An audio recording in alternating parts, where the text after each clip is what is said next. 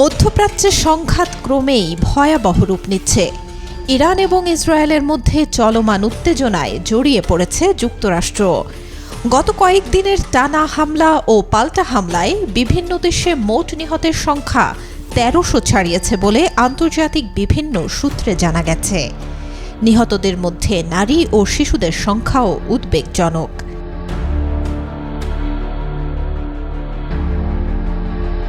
সবচেয়ে বড় প্রাণহানির ঘটনা ঘটেছে ইরানের মিনাব শহরে।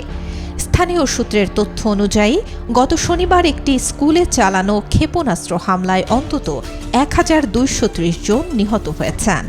নিহতদের মধ্যে ১৭৫ জন স্কুল ছাত্রী এবং স্কুলের কর্মী ছিলেন।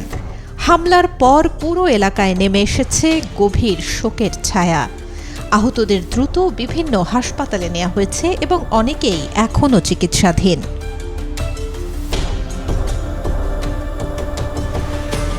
গত ১ মার্চ ইসরায়েলের বেট শেমেস শহরে ইরানি হামলায় অন্তত ১১ জন ইসরায়েলি নাগরিক নিহত হয়েছেন। নিহতদের মধ্যে ৯ জন একই পরিবারের সদস্য বলে জানা গেছে। হামলার পর শহর জুড়ে নিরাপত্তা জোরদার করা হয়েছে।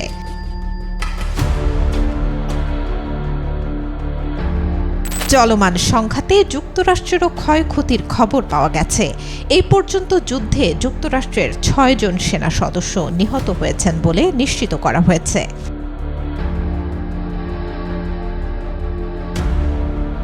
এছাড়া লেবাননে ইসরায়েলি হামলায় সোমবার থেকে অন্তত ৭৭ জন নিহত হয়েছেন।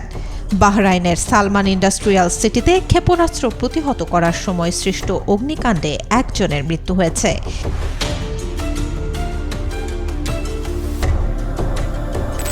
কুয়েতে ইরানি হামলায় ২ জন সেনাসহ মোট ৪ জন নিহত হয়েছেন। এছাড়া ওমান উপকূলে একটি পণ্যবাহী জাহাজে প্রজেক্টাইল আঘাত হানায় ১ জনের মৃত্যু হয়েছে, আর সংযুক্ত আরব আমিরাতে ৩ জন নিহত হওয়ার খবর পাওয়া গেছে। এদিকে আন্তর্জাতিক মহল দ্রুত যুদ্ধবিরতির আহ্বান জানালেও এখন পর্যন্ত সংঘাত থামার কোনো স্পষ্ট লক্ষণ দেখা যাচ্ছে না।